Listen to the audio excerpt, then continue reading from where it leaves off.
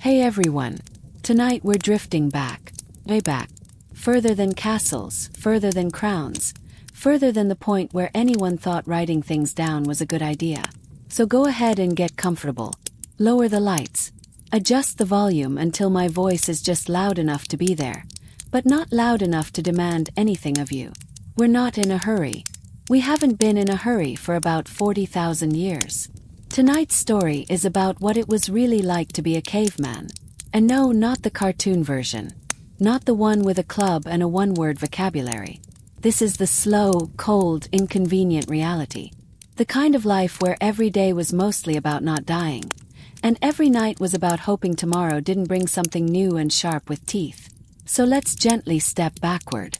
No clocks, no calendars, no weekends. Just light, dark, hunger, warmth, and fear. A simple system, really. Brutal but efficient. Imagine waking up, if waking up is even the right word, on hard ground. Maybe stone. Maybe frozen dirt.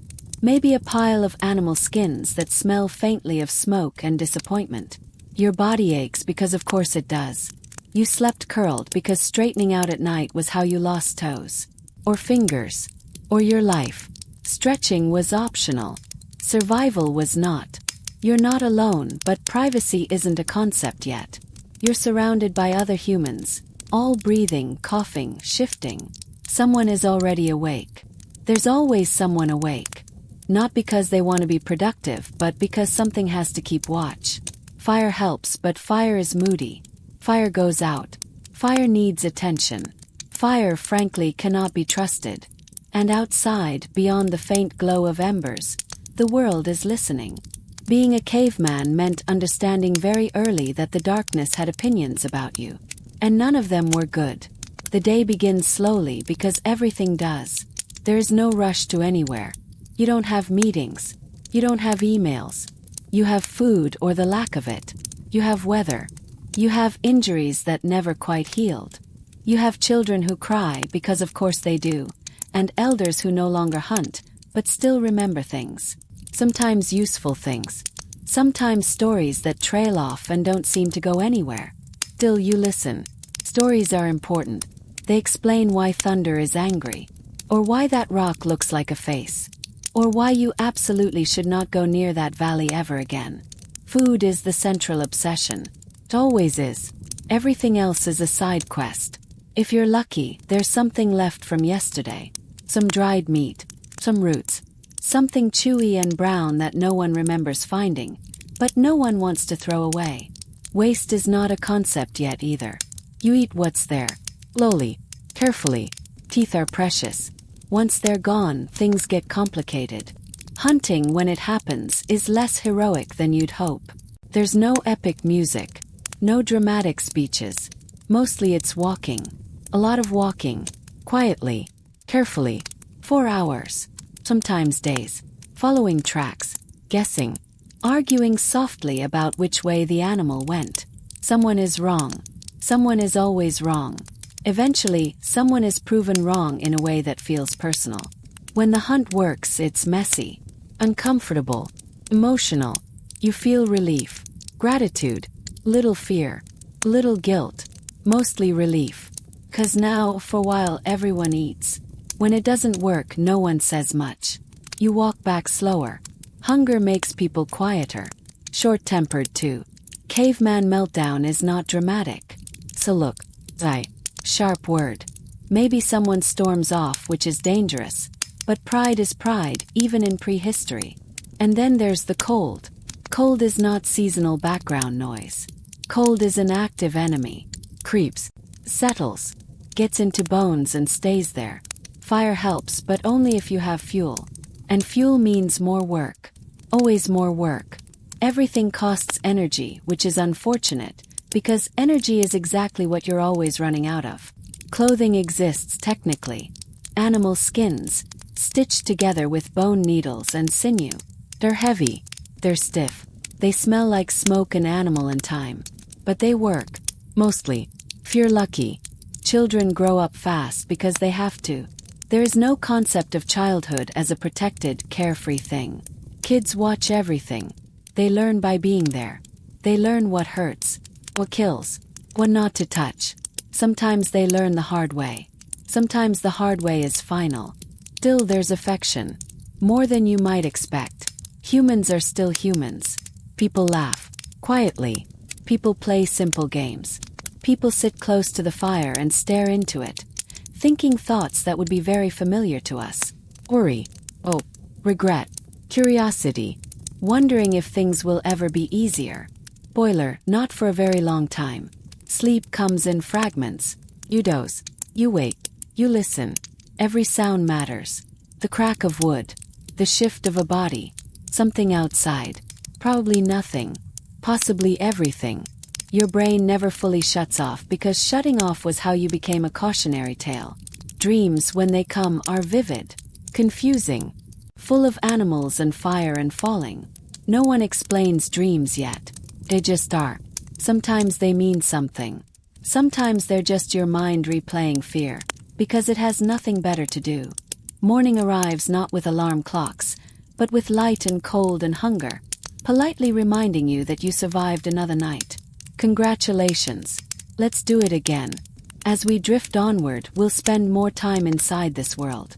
Inside the minds of people who had no idea they were prehistoric. They were just people. Tired people. Cold people. Hungry people. People doing their best with rocks and sticks and a surprisingly large amount of stubbornness. So let me gently ask you before we continue. If you woke up tomorrow in that world, with no modern comforts at all, what do you think would be the hardest thing to adjust to? You can tell me in the comments. Or just think about it quietly as you drift off. So let's drift onward quietly from that first long night. The fire has burned down to a soft, unreliable glow, and the morning has arrived in the same unceremonious way it always does. Light creeps in. Cold follows it. Hunger wakes before anyone else does. One of the stranger truths about being a caveman is that danger never really left you alone. It didn't come in neat, scheduled bursts. It didn't announce itself. It just existed everywhere all the time, like background noise that could suddenly turn very loud. Predators were part of the landscape in the same way rocks and trees were. You didn't think of them as villains. They were just there. And if you forgot that for even a moment, the world had a way of reminding you. Large cats watched from a distance. Bears wandered through territories with the casual confidence of something that knew it didn't need permission. Wolves were more complicated. Sometimes enemies. Sometimes rivals. Sometimes something uncomfortably close to neighbors. You shared the same prey. The same valleys. The same cold nights. There was a mutual understanding, right up until there wasn't. And then there were the animals you hunted. Which sounds straightforward, until you remember that many of them were larger than you, faster than you, and armed with horns, hooves, or tempers that suggested they took this very personally. A mammoth was not a gentle giant. It was a walking disaster with opinions. Hunting one was less about bravery and more about planning, patience, and hoping no one tripped at the wrong moment. Injuries were constant companions. Cuts, sprains, broken bones that healed crooked if they healed at all. There was no concept of minor injuries, because even a small wound could turn into something fatal. Infection didn't care about how tough you were. It didn't care how skilled you were. Just waited, quietly, patiently, and then it did what it always did. There were no doctors, but there were healers, or at least people who knew things. Which plants soothed pain? Which ones made things worse? Which ones probably killed you but not immediately, so people kept trying them just in case. Knowledge was passed down slowly, imperfectly, mixed with superstition and ritual. Sometimes it worked, sometimes it didn't. But doing something felt better than doing nothing, and that counted for a lot. Pain was expected. It wasn't dramatic. It wasn't a tragedy. It was just another feature of life, like cold or hunger. You worked through it because you had to. Rest was a luxury you rarely afforded yourself. Even the injured gathered wood, watched children, cleaned tools. Everyone contributed something, or at least tried to. And then there was death. Not the distant, abstract idea of it, but the daily reality. People died young. People died suddenly. People died slowly. Sometimes from things you could see coming. sometimes from things you couldn't. Children didn't always survive. Elders were respected because they were rare. Reaching old age meant you had done something right. Or gotten very lucky. Probably both. Grief existed, but it was quieter than we imagine. There wasn't time for long mourning. Life didn't pause out of respect. The group kept moving. Someone took over the tasks of the person who was gone. Someone slept in a slightly different place. The absence was felt, but survival demanded forward motion. Burial practices varied, and many are lost to time. Some people were laid to rest with tools or flowers, or carefully arranged stones, which tells us something important. Even in a world defined by survival, humans still took time to mark loss, to remember, to say, in their own way, that someone mattered. The social structure of these groups was fluid. Leadership wasn't inherited. It wasn't formal. It belonged to whoever was best at keeping people alive in that moment. The best hunter, the most knowledgeable elder, the person who stayed calm when things went wrong. Authority shifted, respect shifted, and if someone consistently made bad decisions, the group noticed. Quietly, critically, conflict happened, of course it did. Humans argue. It's one of our most enduring traits. Disputes over food, over mates, over territory. Most conflicts didn't turn violent, because violence within the group was dangerous and destabilizing. A wounded group member was a liability. A dead one was worse. So tension simmered. People sulked. People avoided each other. Occasionally someone left, which was brave, or foolish, or both. Loneliness existed, even surrounded by others. Especially surrounded by others. There was no escaping the group, no personal space in the modern sense. You were always observed, always known. Your habits, your mistakes, your weaknesses. Privacy was a concept waiting patiently in the future. And yet, companionship mattered deeply. Sitting close for warmth, sharing food, sharing stories, touch as reassurance, laughter rare but real. A shared look when something ridiculous happened. Because ridiculous things did happen. A tool breaking at the worst moment. Someone slipping in mud. A fire that refused to cooperate. The universe, even then, had a sense of humor. Time moved differently. Without clocks, days blended. Seasons mattered more than dates. You noticed the lengthening of shadows. The return of certain animals. The way the air smelled before winter. Memory anchored you. So did routine. Familiar path. Familiar faces. As night fell again, slowly, inevitably, the group gathered. The fire was coaxed back to life. Someone fed it carefully, like it might take offense if ignored. Stories emerged. Not dramatic epics, but small narratives. Remember when that hunt went wrong. Remember that place we don't go anymore. Remember the person who taught us this. Children listened, half interested, half distracted, absorbing more than anyone realized. They would carry these stories forward, slightly altered, slightly improved, because that's what humans do. Culture, in its earliest, quietest form. Sleep returned in pieces. Light sleep, alert sleep, the kind where you're resting but not really resting. The world outside remained watchful. The stars turned overhead, uncaring but constant. Another night survived. Another small victory. And as you settle deeper into this slow, dangerous rhythm of prehistoric life, it's worth asking something gentle, something quiet. If you lived in a world where danger never truly went away, do you think you'd become braver over time? Or just more careful? You can share your thoughts in the comments, or simply let the question drift with you as we move onward. Let's continue drifting forward gently from that quiet night. The fire has finally surrendered to ash, and the sky has begun to pale in that uncertain way that suggests morning, but doesn't quite commit to it yet. Someone stirs. Someone always does. The group shifts as one, a slow collective movement, like a single tired animal adjusting in its sleep.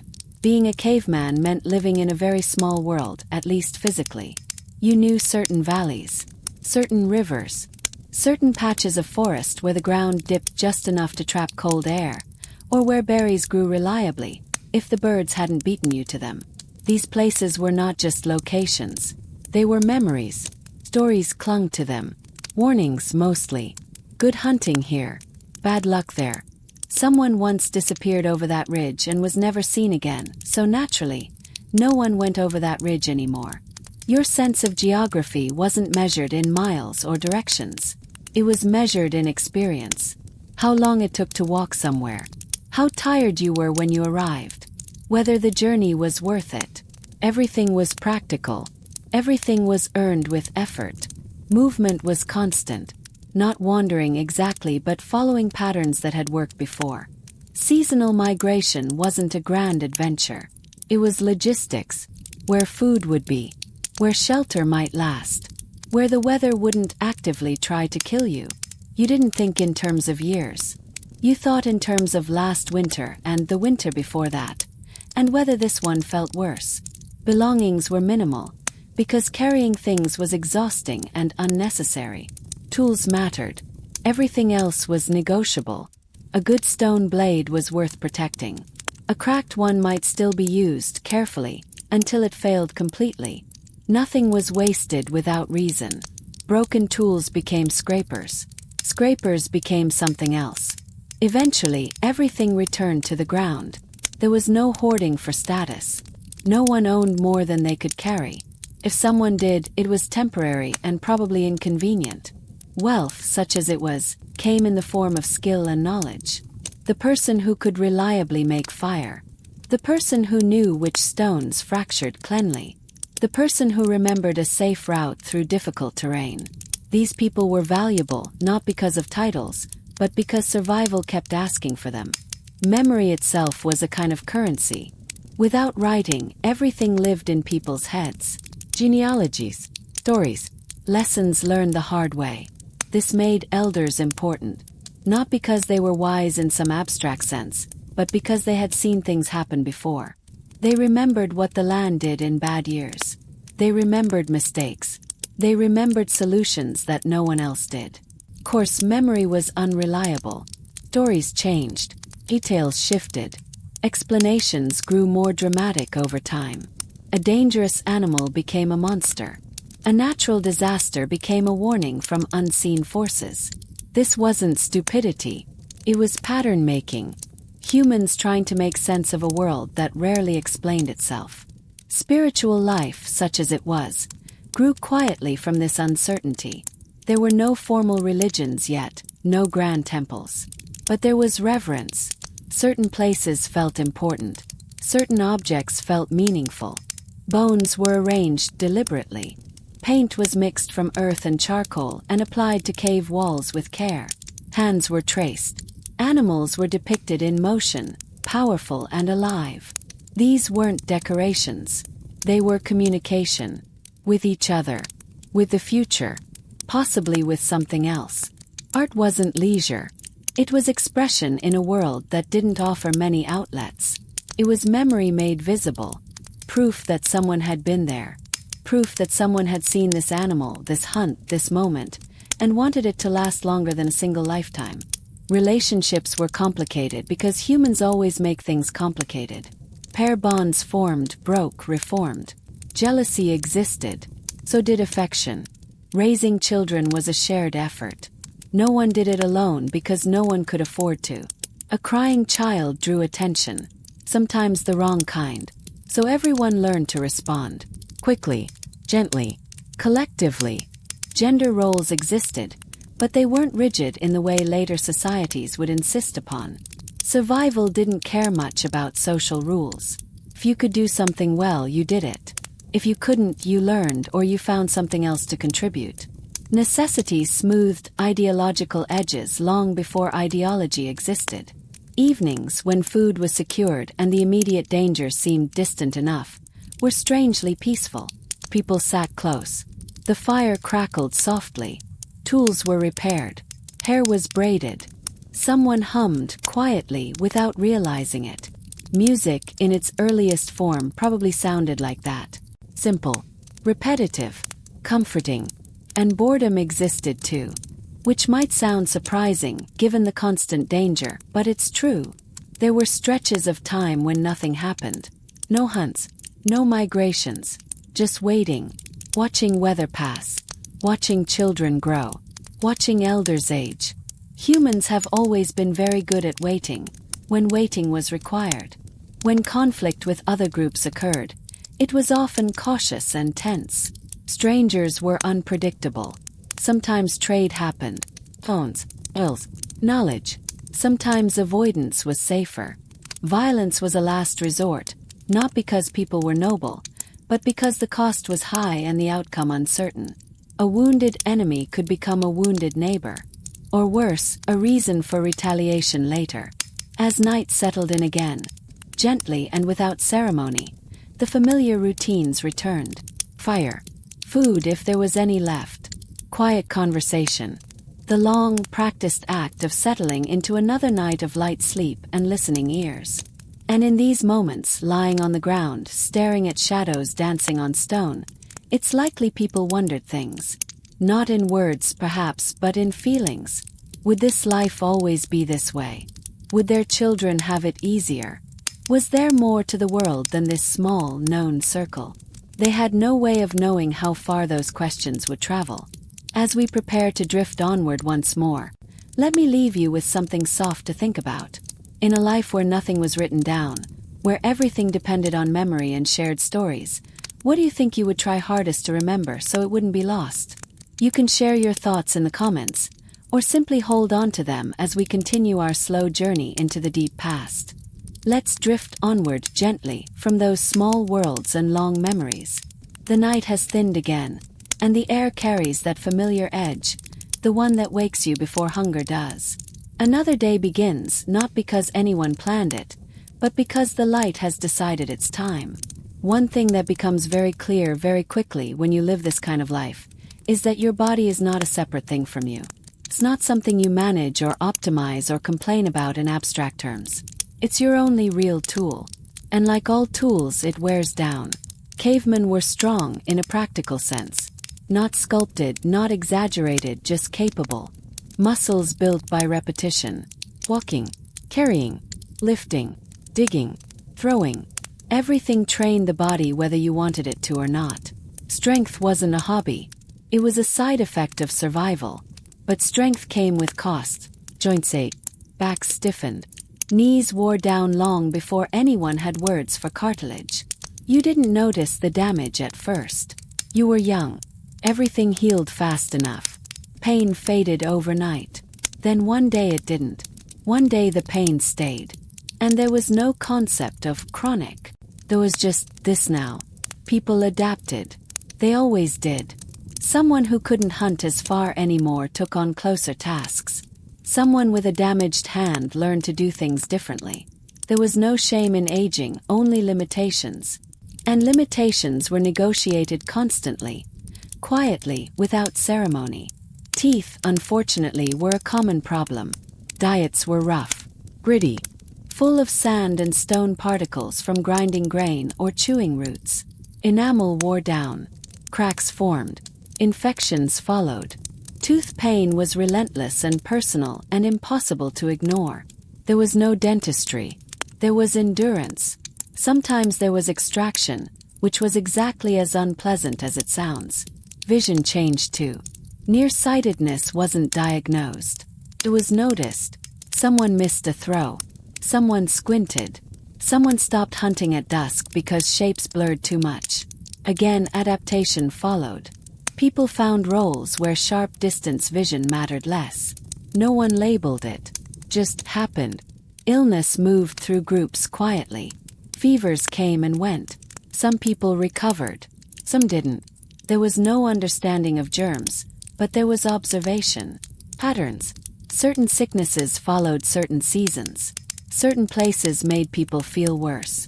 Certain water sources were avoided, even if no one could quite explain why. Birth was dangerous. For everyone involved. Pregnancy was risky. Labor was unpredictable. Some women survived again and again. Some didn't. Infants were fragile. Survival rates were not generous. Loss was common enough that people learned not to assume. Hope existed, but it was cautious. Still, new life mattered. deeply. Babies were held close, protected, passed from one set of arms to another. Everyone helped. Crying was attended to quickly, not because of sentimentality, but because noise carried.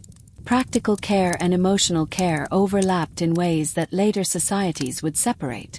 Food shaped bodies over time. Periods of abundance were followed by scarcity. Weight fluctuated. Energy rose and fell. Starvation wasn't dramatic. It was slow, quiet. People grew thinner. Movements slowed. Conversations shortened. And then, if luck returned, so did strength. If it didn't, stories ended. Sleep patterns were irregular. You slept when you could. You woke often. Your circadian rhythm wasn't dictated by screens or schedules, but by light, noise, and fear. Deep sleep was rare. Light sleep was normal. Your brain stayed half alert, always listening, always ready to pull you back. Scars accumulated. Each one had a story. Hunt gone wrong. Fall. Bite. Burn. These weren't badges of honor. They were reminders. Warnings written into flesh. You learned to move differently around old injuries. You favored one side.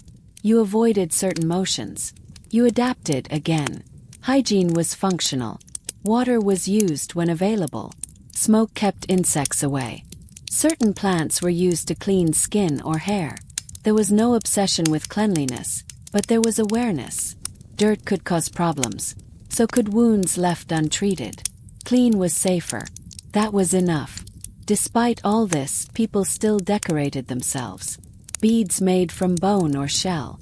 Pigments rubbed into skin. Feathers braided into hair. These weren't frivolous.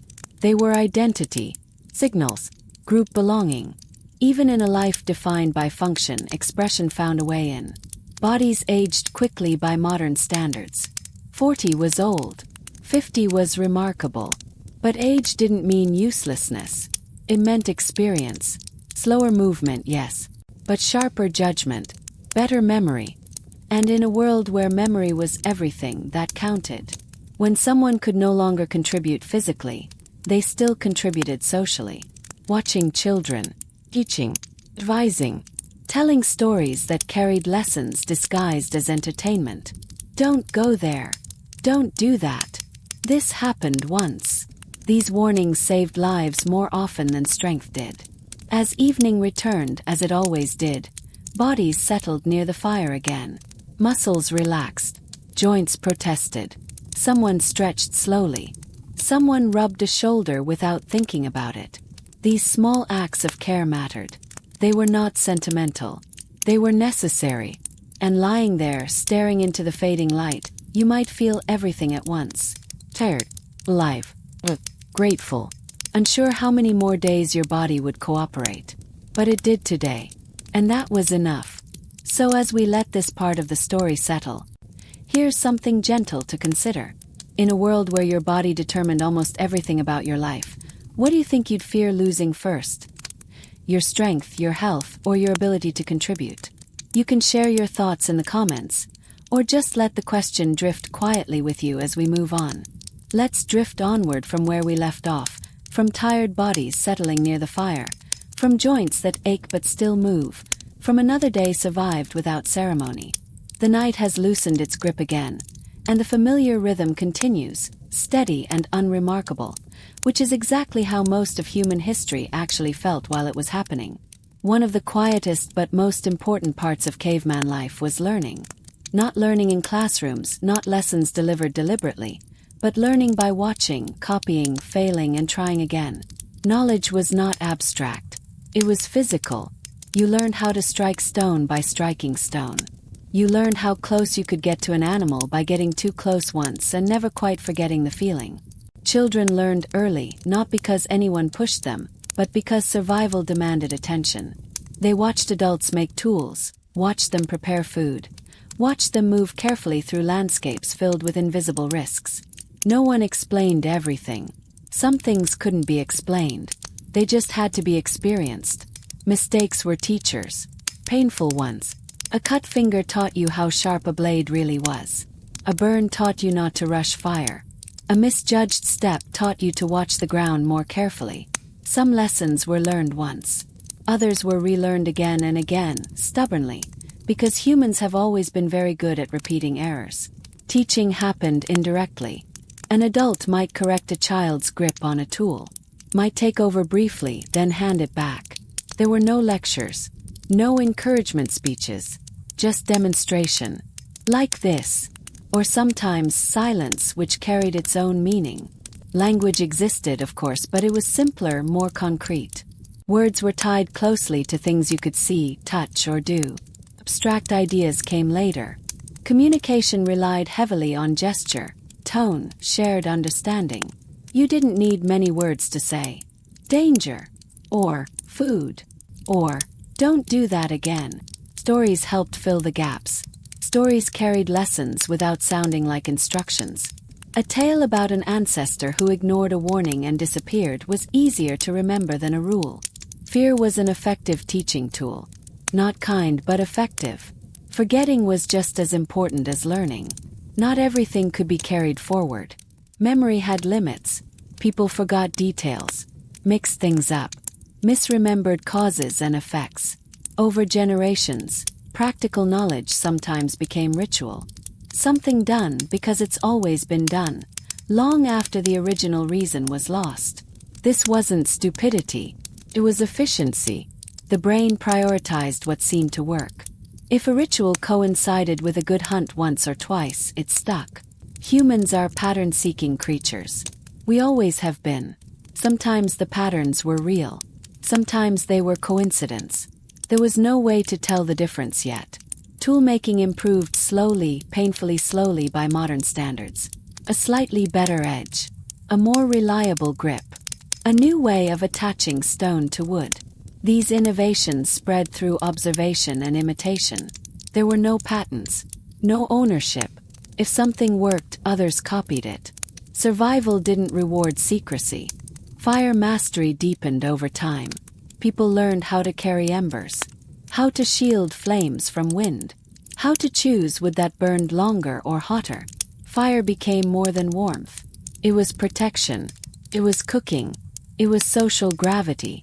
People gathered around it instinctively, drawn by heat and light and the feeling of relative safety. Cooking changed bodies. Softer food meant less chewing, more energy, different digestion. People didn't know this, of course. They just knew cooked food felt better to eat and easier to live on. Progress rarely announces itself. Social rules formed quietly. Unspoken expectations. Don't take more than your share. Don't endanger the group unnecessarily. Don't provoke conflict without reason. People who consistently broke these rules found themselves isolated or left behind. Community enforcement was subtle but firm. Curiosity existed alongside caution. Someone always wondered what was beyond the next ridge. Someone always asked, silently or aloud, whether things could be done differently. Most people followed familiar paths. A few didn't. Sometimes those people died. Sometimes they discovered something new. Humanity advanced on the backs of both outcomes. Time blurred. Days blended into seasons. Seasons into years. Without written records, history lived in stories and bodies. Scarred hands, bent spines. Familiar paths worn into the land. Evidence of lives lived repeatedly in the same places. As night fell again, predictably, people gathered once more. Food was shared. Tools were checked. Children leaned against adults. Elders spoke or didn't. Silence was comfortable. No one felt the need to fill it constantly. Silence wasn't awkward yet. Lying there, watching sparks rise and vanish, it would have been impossible to imagine cities or books or screens glowing in the dark. But the foundations were already there. Learning, teaching, remembering, forgetting, trying again, becoming human slowly, one ordinary day at a time. And as you let this part settle, here's something gentle to consider. In a world where knowledge survived only if people remembered and shared it, what do you think you would have tried hardest to teach the next generation? You can share your thoughts in the comments, or just let the question rest quietly with you as we continue drifting forward. Let's drift onward again, slowly, from that quiet exchange of knowledge, from learning that happened without books or blackboards, from memories carried carefully in tired minds. The fire has done its work for the night. It has warmed bodies, cooked food, and gathered people together long enough for the dark to feel manageable. And then, as always, it settles down, leaving behind embers and the promise that tomorrow will need attention again. One of the strangest things about caveman life, when viewed from a modern distance, is how time itself behaved. Or rather, how it didn't behave at all. There were no hours to fill, no minutes to waste, no sense of being late or early. Time existed, of course, but it wasn't measured. It was felt. Morning was when the light arrived. Evening was when it left. Everything else existed in between, loose and undefined. You didn't wake up at anything. You woke because your body was cold or hungry, or because someone else moved and stirred the air around you. You slept when darkness settled deeply enough, and when exhaustion outweighed alertness. Days were not units. They were experiences. This was the day we followed the herd. This was the day the weather turned. This was the day someone got hurt. These were the markers that mattered. Counting beyond that wasn't useful yet. Seasons mattered more. They were predictable but never reliable. Winter was expected, but its severity wasn't guaranteed. Sometimes it was survivable. Sometimes it was devastating. People prepared as best they could, storing food, reinforcing shelters, staying closer together.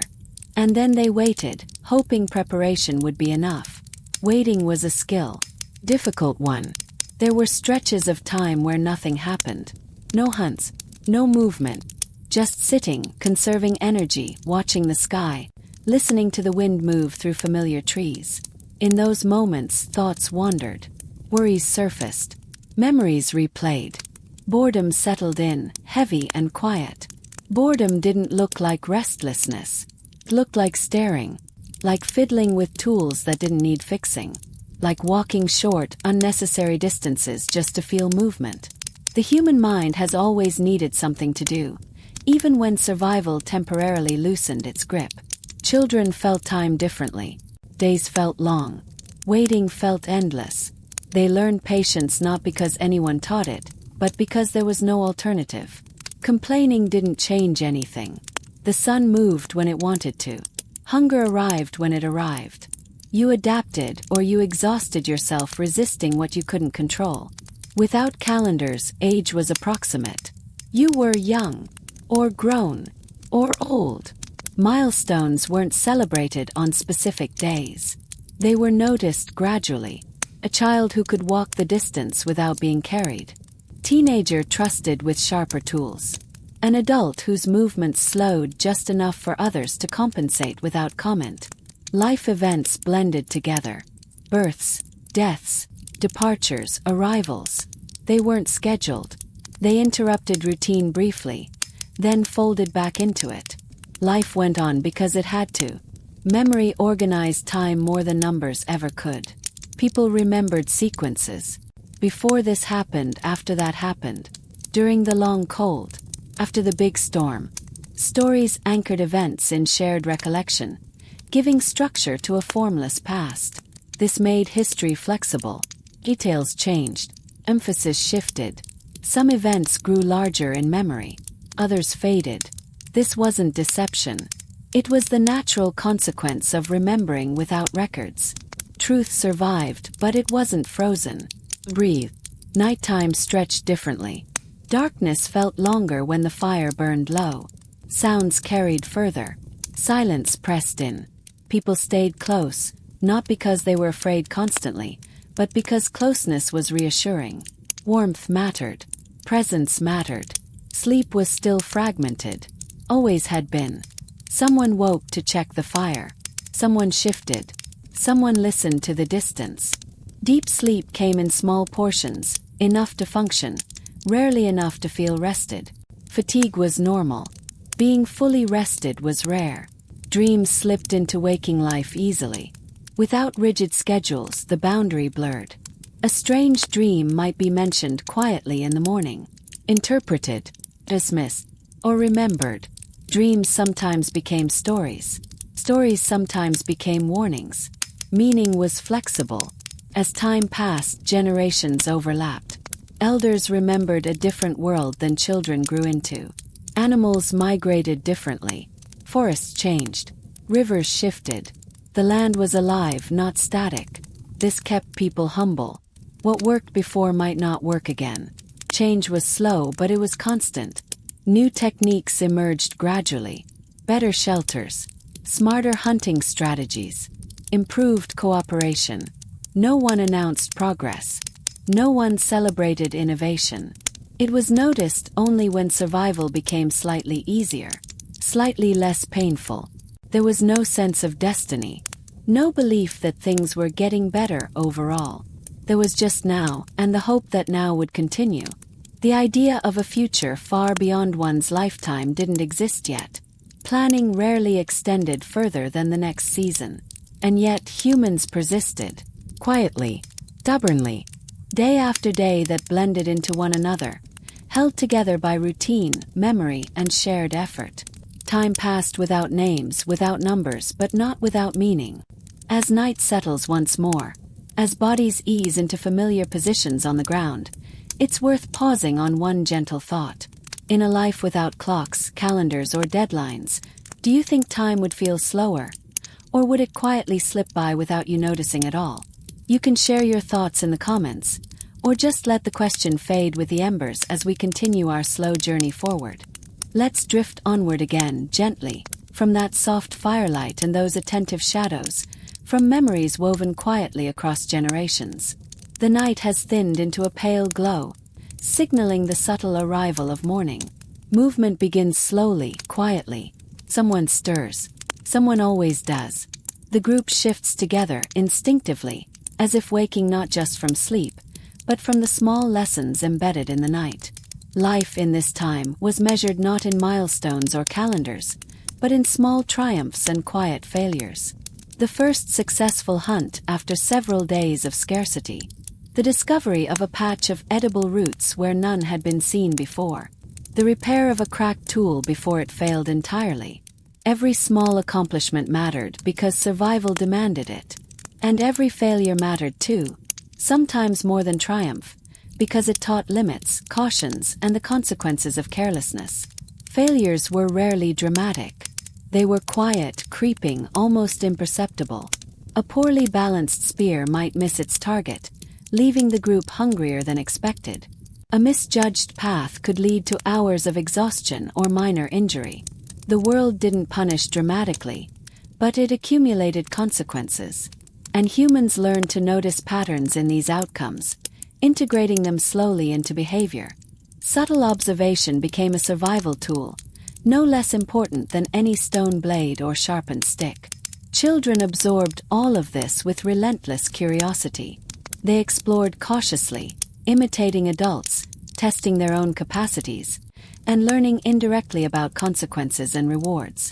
Play and work overlapped naturally. Rolling stones became lessons in physics. Chasing small animals became lessons in patience and timing. Even boredom was educational, encouraging inventiveness, problem-solving, or the testing of social rules. Curiosity thrived quietly, embedded in daily life. Social bonds continued to be central. Cooperation was essential, though it was neither formal nor enforced by punishment. Humans learned early that working together increased survival chances.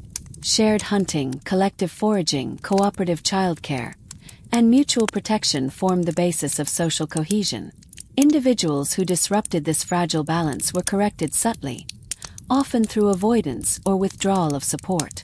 Isolation was rarely severe, but it was enough to remind individuals of the value of collaboration. Language remained simple but effective. Words, gestures, tones, each served immediate purpose. Food, danger, come, or go carried weight. Sequences of words created small narratives that guided behavior. Humor threaded through these interactions, softening tension, reinforcing social norms, and easing the burden of daily effort. Subtle teasing, mimic gestures, or playful noises became a form of communication that strengthened social bonds without requiring explicit rules. Observation extended to nature constantly. Humans noted seasonal variations, the migration patterns of prey, the behavior of predators, and the subtle cues indicating storms or resource scarcity. Knowledge of terrain grew not through maps or notes, but through direct experience repeated countless times. Each generation inherited these observations and integrated them into decision-making. Memory was therefore more than personal. It was communal, the backbone of survival. Time remained elastic. Days and nights blurred into one another. There were no precise hours, only the movement of the sun, the lengthening or shortening of shadows, and the changes in temperature. Seasons dictated behavior, not calendars. Humans learned to anticipate changes from subtle environmental cues. The first frost might arrive slightly earlier or later than expected, but the birds, the animals, and the plants provided warning signs. Paying attention became both instinctual and practical. Bodies remained both instruments and limitations. Muscles grew strong from constant use. Bones bore the weight of repetitive motion. Joints suffered gradual wear.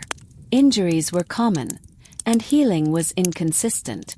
Humans learned to adapt, favoring one limb over another, adjusting movements, helping one another in subtle ways. No one documented these adaptations. They existed as tacit knowledge, transmitted through observation and example rather than instruction. Illnesses persisted quietly, rarely dramatic but always present. Fever, infection, fatigue, and malnutrition followed humans through seasons. There was no concept of treatment as we know it. Herbal remedies, observation, and cautious behavior offered partial protection. Survival was partly a matter of chance, partly a matter of attention and skill. Those who noticed patterns, who understood cause and effect in subtle ways, persisted more reliably than those who did not. Food continued to shape existence profoundly. Hunting, gathering, and preparation occupied a large portion of daily effort. Success and failure affected mood, behavior, and social dynamics. Competition for limited resources existed, but it was tempered by necessity. Hoarding was rare. Shared knowledge, shared effort, and shared consumption reinforced group cohesion. There was a quiet understanding that cooperation increased the likelihood of survival for all members. Even small tools were carefully considered. A chipped stone could be repurposed. A cracked spear shaft could be reinforced. Humans experimented gradually, observing outcomes, retaining methods that worked, discarding those that failed. Innovation was slow, iterative, and cumulative. No one celebrated discovery. Success was measured only by survival and by the avoidance of repeated mistakes. Learning was both individual and collective. Children learned by watching and imitating. Adults refined techniques by trial and error. Elders passed wisdom quietly, through demonstration or soft correction. Knowledge accumulated over decades, even centuries, without formal recording. The past lived in bodies, in scars, in worn paths, in recurring stories. Every small action contributed to a web of understanding that spanned lifetimes. Even danger carried subtle lessons. Predators lurked at the edges of human awareness constantly. Sometimes observed, sometimes glimpsed, sometimes heard only as rustling in the undergrowth. Humans learned to assess risk, to move carefully, to avoid confrontation when possible. Caution became instinctive. Fear, ever present, was refined into practical alertness. These skills were crucial, not theoretical, and passed down quietly across generations. Social dynamics were subtle but essential. Alliances formed naturally. Friendships were maintained quietly. Disputes arose, often over food, mates, or miscommunication. These conflicts rarely escalated to lethal violence, because risk was high and consequences were real. Subtle negotiation, avoidance, and indirect correction maintained cohesion.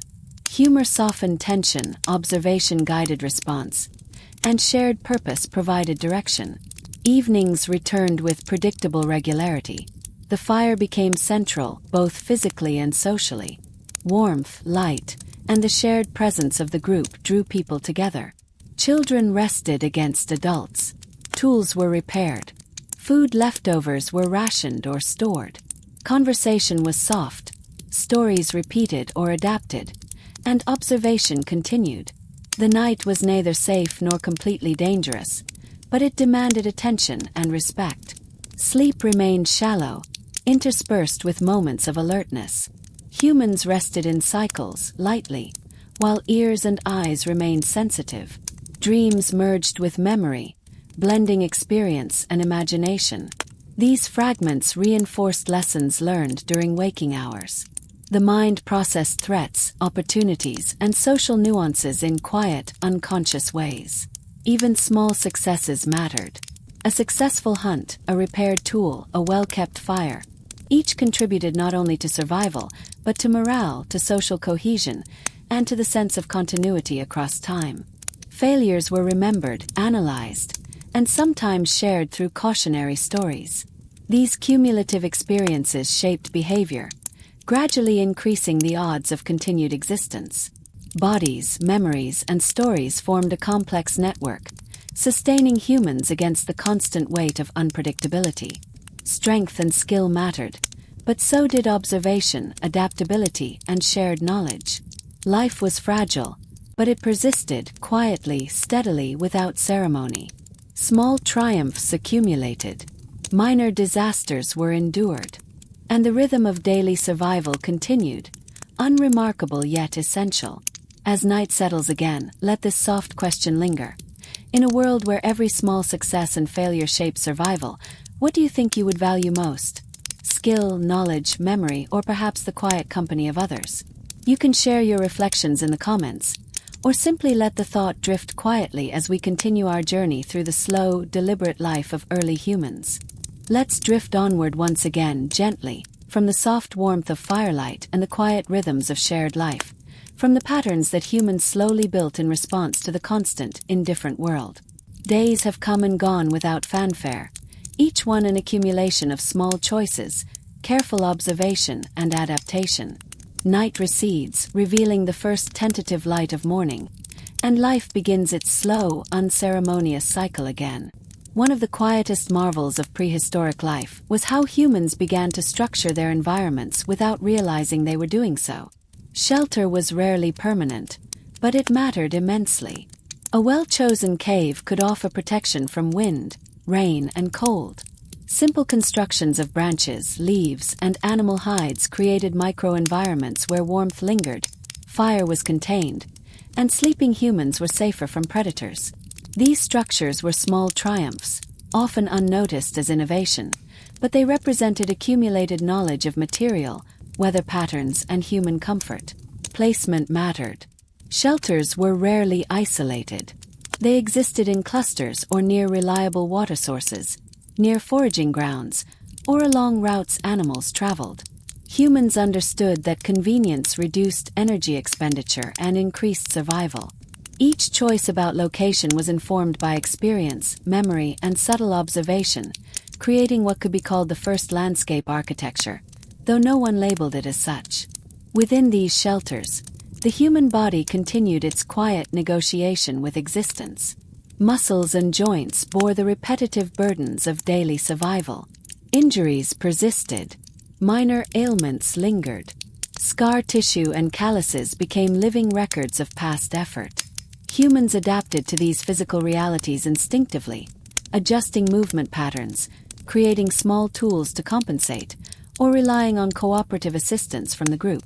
There was no complaint in these adjustments, only quiet acknowledgement of limits and capacities. Fire remained central. Its management, refined over countless days, was more than warmth. It was light, protection, and social gravity. The embers dictated rhythm. Meals were often simple, yet preparation was methodical. Cooking changed food chemistry, easing digestion, preserving calories, and subtly shaping the human body and brain. Knowledge of how to build, maintain, and use fire spread slowly but reliably. Failure to control it could be fatal. Success was survival. Observation extended to all forms of life. Humans noted subtle behaviors of prey and predator alike. Migration patterns, feeding habits, sleeping locations, territorial tendencies. These details informed strategies for hunting, avoidance, and cohabitation.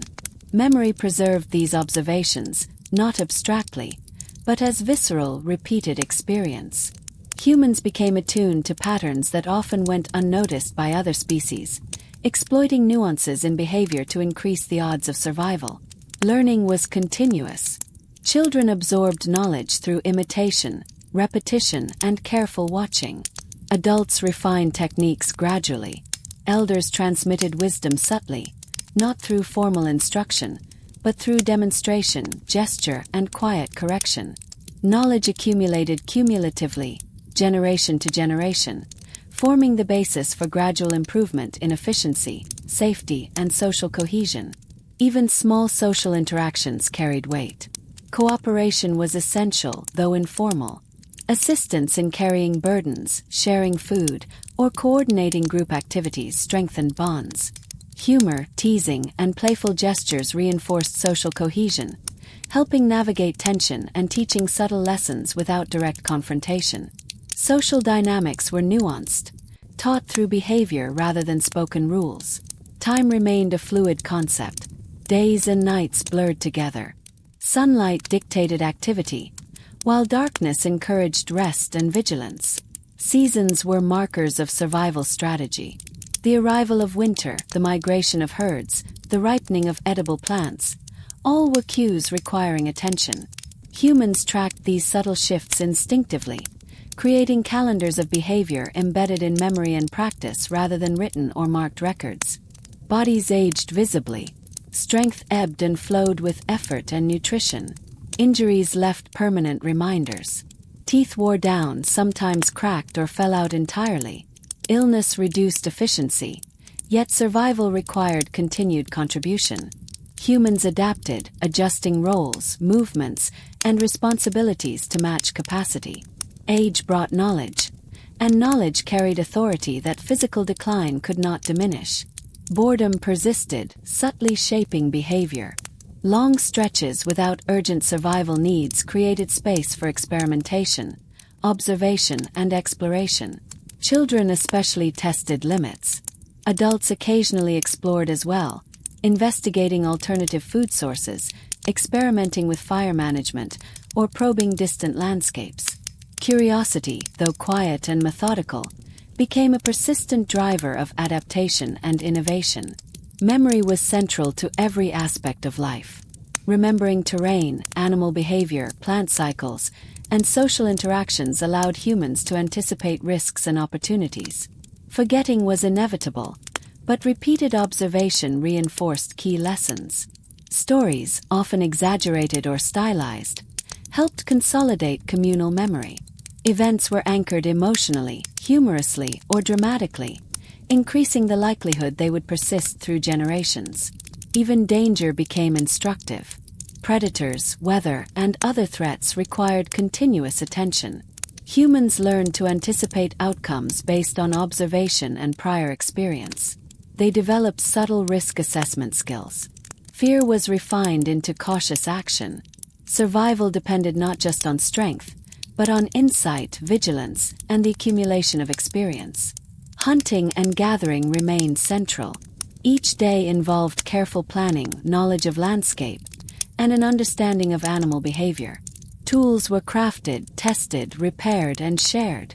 Small innovations spread informally, through observation and imitation.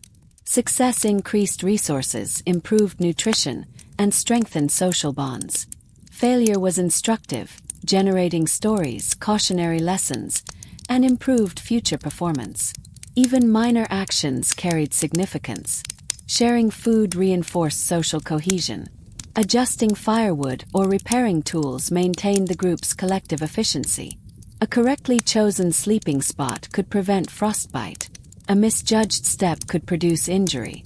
Humans were constantly navigating trade-offs, often unconsciously, balancing risk, reward, energy expenditure, and social harmony.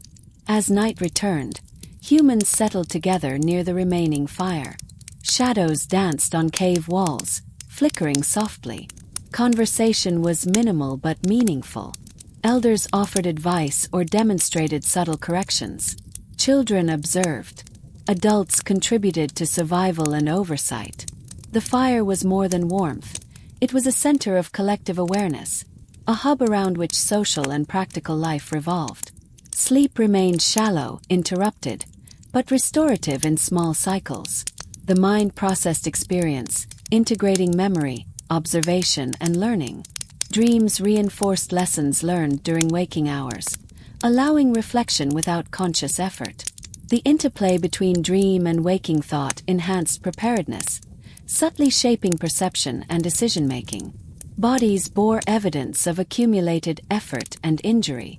Scars, calluses, bent posture, and worn joints told stories without words. Physical history coexisted with mental and social memory, forming a complex network of survival knowledge. Experience, observation, and bodily adaptation created continuity across generations, enabling humans to persist in an unpredictable environment. Small successes and minor failures accumulated over time, forming the quiet architecture of survival. Coordination, cooperation, attention to subtle environmental cues, and careful observation allowed humans to endure. Each day was unremarkable in isolation but meaningful in aggregate. The rhythm of survival, the soft repetition of tasks, the careful observation of nature and social dynamics, created a slow but steady progression of human life. And as the night stretches again, with embers glowing faintly and bodies huddled in familiar patterns, let this question settle quietly. In a world where each small observation, choice, and action determined survival, what would you pay the closest attention to if you were there? Would it be animals, landscape, fellow humans, or perhaps the subtleties of your own body? Let this thought drift with you as we continue our slow, deliberate journey through the earliest chapters of human existence. Let us drift onward once again, from the muted glow of embers, the soft whispers of stories, and the subtle patterns that have begun to shape daily life.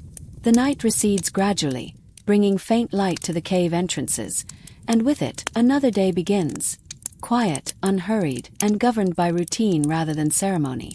Humans continue to move through their environment slowly, carefully, learning from each step, each observation, and each interaction. What becomes increasingly apparent in this stage of prehistoric existence is the emergence of patterns, not in the abstract mathematical sense, but as a subtle awareness of sequences, cause and effect, and rhythm in the world. Movement of prey, migration of seasons, cycles of weather, all form a continuous, observable framework that humans could learn to anticipate. These patterns were not formalized. There were no written records, no charts, no symbolic representations. Observation and memory alone allowed humans to perceive and adapt. The human brain, though not consciously aware of its capabilities, was constantly cataloging information. Every rustle in the grass, every distant shape, every subtle change in the wind carried meaning. Repetition reinforced memory. Survival depended on noticing small variations in the environment. Those who were attentive lived longer. Those who weren't often did not. Experience accumulated quietly, invisibly, until it became skill, instinct, and knowledge. Teaching continued indirectly. Children imitated adults with remarkable accuracy, though often in a slow, deliberate way. Elders demonstrated tasks, sometimes correcting, sometimes letting mistakes persist as learning opportunities. Language, gestures, and tone combined with observation to create a network of shared understanding. Humor, subtle teasing, and playful interaction softened lessons, ensuring that knowledge could be absorbed without constant stress or fear. Food remained central to life. Hunting, gathering, and processing required careful planning, repeated effort, and subtle coordination. Individuals learned which plants were edible, which animals were dangerous, and which techniques maximized caloric return while minimizing risk. Every meal involved preparation, cooperation, and observation. Each attempt, whether successful or not, offered lessons for the future.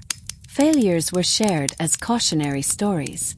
Successes were often understated but quietly celebrated through practical acknowledgement and increased social trust. Shelter continued to evolve, incrementally improving with experience. Simple constructions of branches, leaves, and hides became more effective over time. placement relative to water, shelter from prevailing winds, proximity to food sources, and accessibility for multiple people became intuitively understood. Shelters provided more than protection. They were centers for learning, cooperation, and social interaction. They anchored the day and offered predictability in an unpredictable world. Fire management persisted as a critical skill. Humans learned to maintain embers, control flame, and choose fuel effectively. Fire extended day into night, provided warmth, cooked food, and offered protection from predators. Mastery of fire was not glamorous or celebrated, but essential. Subtle improvements in technique accumulated over generations, forming the foundation of one of humanity's most transformative skills. Observation of nature became increasingly refined. Humans noted subtle cues in animal behavior, changes in flock movement, sudden shifts in predator patterns, or subtle signs of seasonal change. Plants were observed for ripeness, toxicity, and availability. Water sources were monitored for quality and quantity. These observations were critical for survival and were passed down through demonstration, imitation, and repetition rather than formal instruction. Memory remained central. Humans relied on the continuous reinforcement of observations to navigate complex and shifting landscapes. Forgetting occurred naturally, but repeated observation reinforced critical information. Patterns were internalized. Rules of survival, though unspoken, were understood and transmitted through action rather than theory. Humans became repositories of knowledge, not through writing, but through lived experience. Even social dynamics played a critical role. Cooperation, subtle negotiation, and shared effort allowed groups to persist where isolated individuals might fail. Conflicts were usually minor, resolved through observation, subtle correction, or avoidance. Humor softened tension. Play reinforced bonds. These mechanisms, though informal, were essential for long-term group survival. Social cohesion was practical, even when unnoticed. Bodies continued to adapt to daily demands. Muscles grew stronger through use. Injuries healed slowly or not at all. Aging brought new challenges, but also increased knowledge and social influence. Humans adjusted behavior based on physical limitations, and groups compensated for individual weaknesses. Survival was not dependent solely on the strongest, but on the most adaptable, observant, and cooperative. Even minor innovations were significant. Small modifications to tools, improvements in fire management, and refinements in food processing quietly accumulated. Knowledge spread informally through demonstration and imitation. There was no recognition, no formal teaching, yet the cumulative effect was significant. Humans were learning, slowly and imperceptibly, how to control aspects of their environment to improve survival. Boredom, rare though it was, fostered experimentation and subtle play. Children, and occasionally adults, explored boundaries, tested materials, and experimented with behavior. These explorations were not dangerous when conducted cautiously and were instrumental in developing problem-solving skills. Curiosity emerged naturally as part of human behavior, quietly shaping learning and innovation. Sleep patterns remained fragmented, sensitive to noise, temperature, hunger, and instinctual vigilance. Dreams continued to integrate experience, reinforcing lessons learned during waking hours. Memory, imagination, and reflection merged during these quiet periods, strengthening anticipation, planning, and social understanding. The boundary between dreaming and waking blurred, providing subtle rehearsal for survival tasks. Even small gestures carried importance. Sharing food, adjusting firewood, offering subtle guidance, all contributed to group stability. Coordination relied on nonverbal cues, observation, and mutual understanding. Each person's behavior influenced the group's overall success, often without conscious awareness. Survival was a delicate balance of individual effort and collective coordination. Humans were beginning, even in these early times, to perceive cause and effect on a larger scale. Repeated events, environmental cues, and social patterns informed behavior. Anticipation became increasingly refined. Humans learned to avoid areas of danger, predict seasonal availability of resources, and coordinate effectively with others. Experience became predictive, guiding action in subtle but powerful ways. Even danger had its lessons. Encounters with predators, accidents during hunting, and sudden weather events reinforced caution, observational skills, and problem-solving. Fear was transformed into practical alertness. Vigilance became habitual, internalized, and socially reinforced. Survival was inseparable from the ability to read subtle signs in both the environment and other humans. As evening approached, humans gathered near fire once more. Embers glowed, shadows shifted, and the group settled into patterns refined over countless days. Elders spoke rarely but meaningfully. Children observed and imitated. Adults managed daily tasks while reinforcing subtle social norms. The fire was not only a source of warmth but a focal point for collective life, for teaching, for memory, and for the quiet reinforcement of bonds. Bodies rested in shallow, interrupted cycles. Fatigue lingered but was tolerated. Muscles remembered repetitive movements. Injuries remained present yet manageable. Humans learned to negotiate the delicate balance between exertion and conservation. Small adjustments preserved efficiency. Daily survival required constant awareness, careful planning, and the subtle management of physical limitations. Memory, observation, and adaptation coalesced into the slow development of knowledge networks. Knowledge was cumulative, continuous, and practical. Stories, gestures, play, and observation maintained continuity across generations. Innovation emerged subtly and incrementally. Survival depended not just on individual skill but on the collective wisdom embodied in bodies, behaviors, and relationships. As the night settles again, with embers glowing softly and humans resting in familiar patterns, consider this quietly. In a world where survival depended on observation, memory, and subtle coordination, which skill do you think you would cultivate first? Keen observation, careful memory, social cooperation, or practical problem-solving? You can reflect on this in the comments, or simply let it drift with you as we continue through the slow, deliberate rhythm of early human life. Let us drift onward again, slowly, from the faint glow of embers that has become a familiar companion, from the rhythm of breathing, from the subtle sounds of wind and movement that define life in a world without written history. Days arrive and depart without ceremony, without clocks or calendars, yet each one carries significance in its quiet accumulation of experience.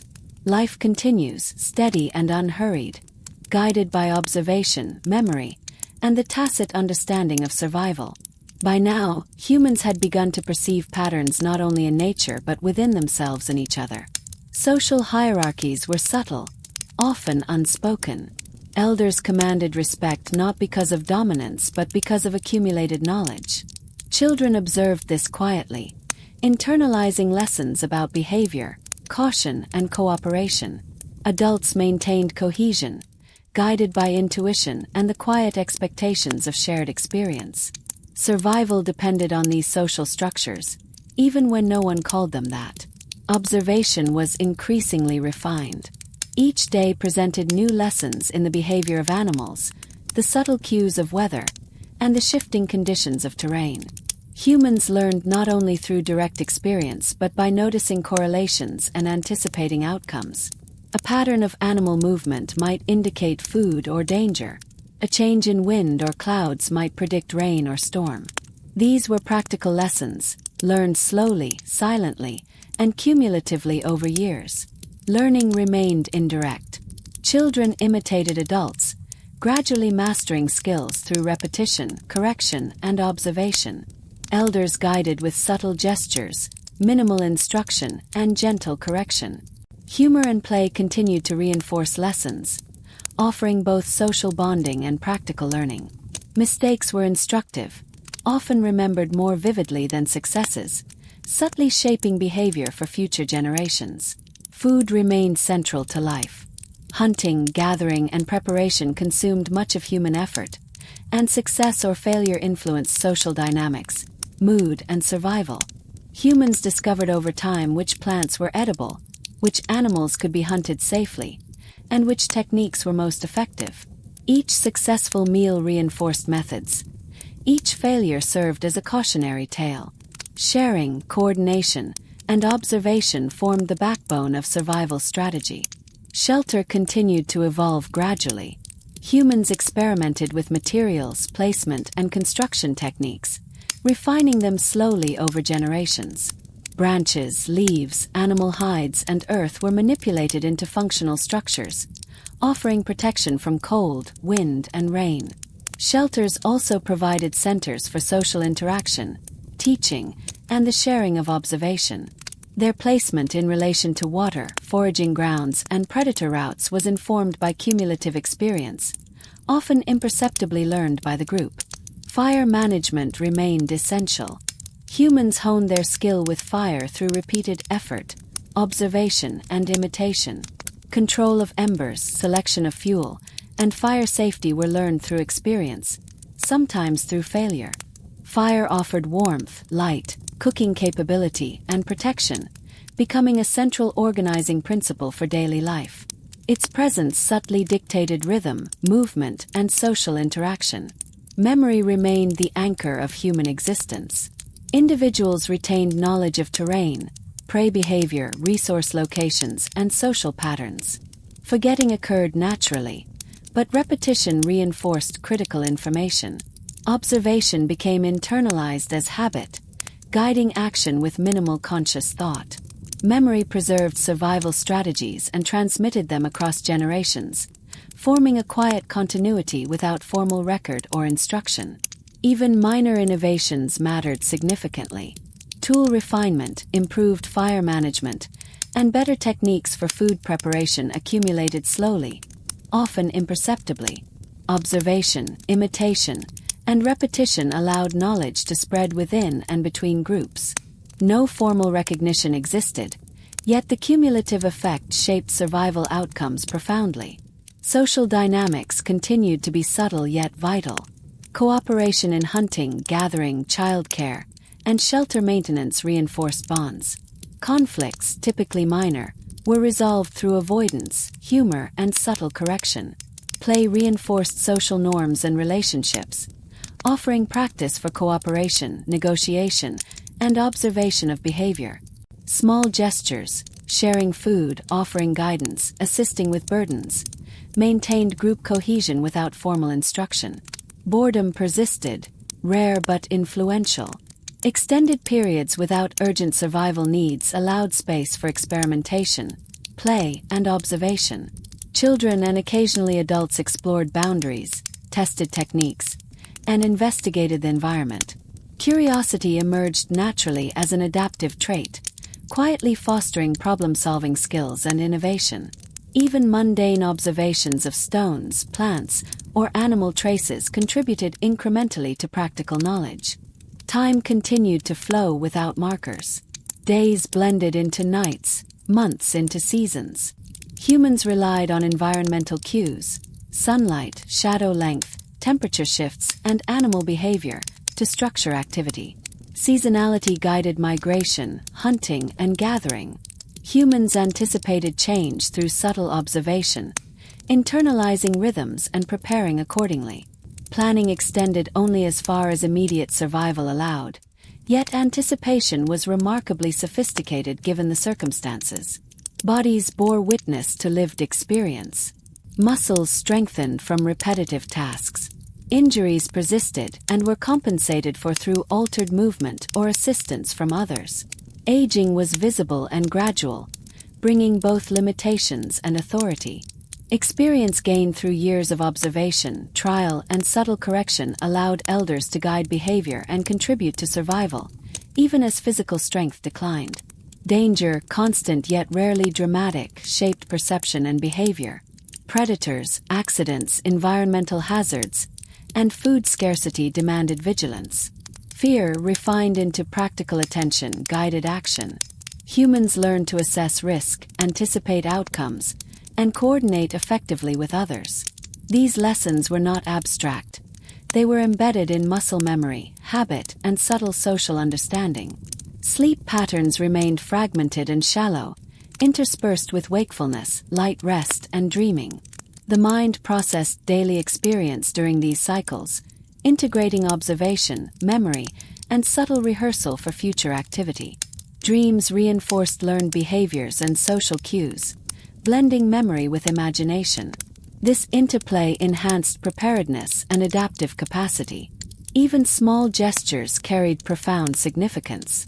Coordinated movement, sharing food, tool repair, fire tending, all shaped collective success. Survival depended on attention to detail, observation of others, and subtle collaboration. Every action contributed to the stability and efficiency of the group. Subtle patterns emerged in behavior and environmental interaction. Humans learned from repetition, observation, and imitation. Adaptation occurred quietly, gradually improving efficiency and increasing survival odds. Knowledge was cumulative, collective, and practical, forming a network of insight that guided daily life. The quiet accumulation of experience continued to shape existence. Small successes, minor failures, and subtle innovations created the architecture of survival. Coordination, cooperation, observation, and reflection became central to human persistence. Each day's rhythm, though unremarkable individually, contributed to the long-term continuity of life, gradually expanding understanding and refining strategy. And as the night returns, with embers glowing faintly and bodies resting in patterns honed by countless repetitions, let this gentle question linger. In a life so dependent on observation, adaptation, and subtle cooperation, which skill do you think you would rely on most? Keen observation, social understanding, physical skill, or memory? You can reflect on this quietly or share your thoughts in the comments, letting the question drift with you as we continue our slow, deliberate journey through the earliest stages of human life. Let us drift onward one final time, gently, from the flickering embers, the low murmur of breathing, and the soft shadows that stretch along the walls of early human shelters. Days and nights have passed without ceremony, each filled with small actions, subtle observations, and quiet adaptations that accumulated into survival. Life, though simple by modern standards, was rich with detail, layered with learning, and bound together by memory, cooperation, and persistence. By this stage, humans had developed an unspoken understanding of the world around them. They had learned to anticipate seasonal changes, track the movement of prey, and respond to environmental cues with precision.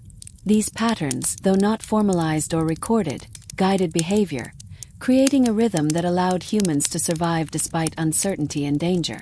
Adaptation had become second nature, embedded in both mind and body. The social fabric remained subtle but critical. Elders continued to provide guidance, children observed and imitated, and adults coordinated effort without explicit instruction. Humor, teasing, and play reinforced norms and strengthened bonds.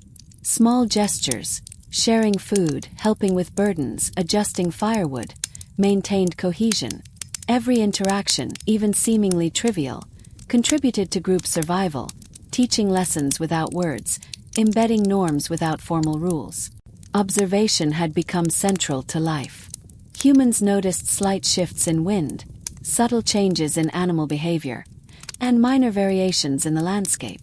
These observations were catalogued mentally, forming patterns that allowed anticipation and strategic action. Memory preserved these patterns across days, seasons, and years, creating continuity between generations. Knowledge, though unrecorded, was cumulative, quietly shaping the behavior of individuals and groups alike. Food remained a cornerstone of existence. Hunting, gathering, and preparation required skill, attention, and coordination. Success and failure shaped mood, social interactions, and survival. Humans gradually refined techniques, improving efficiency and safety through observation and imitation. Knowledge of edible plants, safe prey, and effective methods spread informally, reinforced through demonstration, repetition, and storytelling. Even the smallest insight could make the difference between hunger and sustenance. Shelter continued to evolve subtly. Simple constructions of branches, leaves, hides, and earth were improved incrementally, informed by experience and observation. Placement relative to water, foraging grounds, and predator paths was carefully considered. Shelters provided more than protection. They anchored the group, created a center for social interaction, and allowed the safe transmission of knowledge. They were modest but indispensable. Fire remained a critical skill, shaping daily life in ways both practical and social. Control of flames, maintenance of embers, and fuel selection were refined over generations. Fire provided warmth, light, protection, and the ability to cook food, subtly altering nutrition and energy availability. Its presence influenced movement, timing, and interaction, becoming a central organizing principle in daily life. Memory was indispensable. Individuals retained knowledge of terrain, animal behavior, weather patterns, and social dynamics. Forgetting was natural, but repeated observation reinforced critical information. Humans internalized sequences, locations, and lessons, enabling anticipation and planning. Knowledge existed not as abstract theory but as lived experience, embedded in habit, story, and social practice. Even minor innovations were significant. A sharper stone, a sturdier shelter, a new fire technique. These subtle changes accumulated gradually, improving survival prospects. Innovation spread silently, through observation and imitation, without recognition or ceremony. Practical benefit alone determined whether a technique persisted, and over time, the cumulative effect transformed daily life. Social dynamics remained subtle yet essential. Cooperation, coordination, and shared effort ensured group stability. Conflicts were minor and often resolved through avoidance, humor, or gentle correction. Play reinforced social norms and allowed observation of behavior without consequence. Small gestures of care or correction, offering food, adjusting a tool, guiding movement, were vital threads in the fabric of human life. Boredom, though occasional, played a quiet role. Extended periods without urgent survival tasks allowed experimentation, observation, and playful exploration. Children tested boundaries, imitated adults, and discovered new possibilities. Adults occasionally engaged in similar exploration, experimenting with tools, fire management, or foraging techniques. Curiosity fostered problem-solving skills, quietly contributing to adaptation and survival. Time remained fluid. Days and nights blurred. Seasons dictated behavior, yet exact measurements of time were unnecessary. Humans tracked change through observation, the lengthening shadows, the behavior of animals, the maturation of plants. Planning extended only as far as immediate survival allowed, but anticipation of patterns became increasingly sophisticated, relying on memory and observation rather than abstract counting. Bodies carried the history of lived experience. Muscles strengthened through repetition, joints and bones bore cumulative wear, and injuries left permanent marks. Aging brought both limitation and authority, as experience and memory compensated for declining physical capacity. Survival depended on the integration of bodily knowledge with observation, social cooperation, and learned strategies. Danger, always present, reinforced vigilance. Predators, accidents, environmental hazards, and scarcity demanded attention. Fear was refined into practical alertness. Humans learned to anticipate outcomes, assess risk, and respond appropriately. Skills were honed gradually, embedded in habit and social practice, ensuring that knowledge persisted even without formal instruction. Sleep, fragmented and shallow, provided cycles for processing experience. Dreams integrated memory, imagination, and reflection, subtly reinforcing lessons learned during waking hours. These mental rehearsals enhanced problem-solving, social understanding, and anticipation, blurring the line between dream and reality in a gentle, unconscious rehearsal of survival skills. Small successes accumulated into quiet mastery. A successful hunt, an improved shelter, a well-managed fire, all contributed not only to immediate survival but to the strengthening of social bonds and the transfer of knowledge.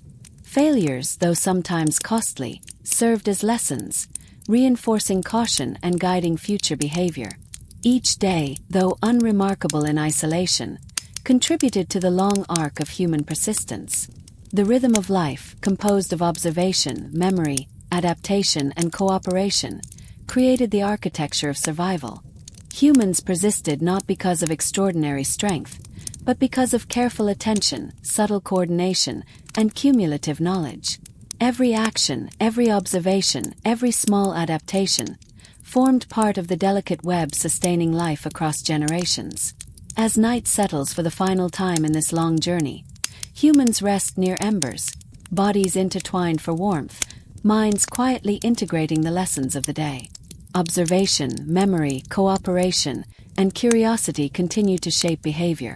Knowledge persists across time, ensuring continuity. Life endures through these soft, persistent threads. And now, as we close this journey, consider quietly.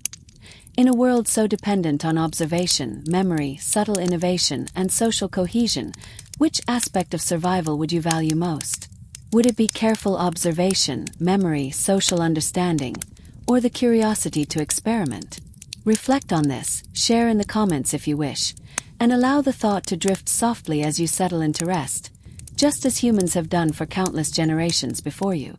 Before we part, a gentle reminder. If you've enjoyed this slow journey through the quiet, persistent rhythm of early human life, consider liking, sharing, and subscribing. It helps ensure these long, calming explorations continue. And perhaps most importantly, let the reflection linger. What small, subtle patterns do you notice in your own daily life that quietly shape your survival, comfort, or understanding? As our journey comes to its quiet conclusion, take a deep breath and let your thoughts drift slowly, like leaves floating on a calm river. We have wandered together through countless small details of early human life. The subtle rhythms of survival, the quiet triumphs and minor failures, the gentle accumulation of knowledge and memory, and the soft bonds that held groups together through endless nights and uncertain days. There were no dramatic battles, no great declarations, no moments of high spectacle. Instead, there was continuity, persistence, and the soft, uncelebrated work of living. And in that simplicity lies something strangely comforting. That life, even in its most fragile and tentative forms, continues when we pay attention, when we cooperate, and when we notice the patterns that surround us. If you've been drifting along these long, slow hours with me, I hope you feel a gentle sense of connection, not just to the humans of the distant past, but to the quiet, patient rhythm of life itself. Perhaps you've noticed how even the smallest choices, observations, and gestures can ripple outward, influencing the world in ways we often don't fully realize. It's a reminder that our lives, though ordinary, are quietly meaningful. Now, as you rest or drift closer to sleep, I invite you to reflect softly. What small, unnoticed details today have shaped your world, and what patterns might you carry forward into tomorrow? There is no need to answer immediately. Let it float in your mind like a whisper, settling gently alongside the rhythms of your breathing. And if you feel inspired, leave a thought or reflection in the comments below. Share what struck you most on this long, slow journey. Perhaps it was the patience of our ancestors, their subtle wisdom, or the quiet way in which life continued against all odds. Your reflections, too, become part of the gentle pattern we are weaving together. Thank you for allowing me to guide you through these long hours of soft history, for sitting with me in quiet curiosity, and for letting your mind wander gently across time and space. If you enjoyed this experience, consider liking the video, sharing it with someone who enjoys calm reflection, and subscribing for more slow, detailed explorations of the past. Rest well and remember, sometimes the most ordinary life, observed closely, lived carefully, and remembered quietly, is the most extraordinary of all. Good night, and may your dreams drift gently through time, alongside the lives we've explored tonight.